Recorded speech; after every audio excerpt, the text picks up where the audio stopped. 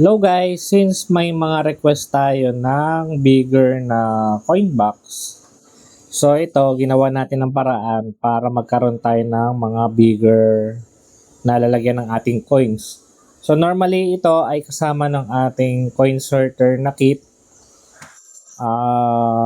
Pwede tayong kumuha ng combo and pwedeng slider lang, pwedeng box lang. Pero dito makikita nyo kung ano yung diferensya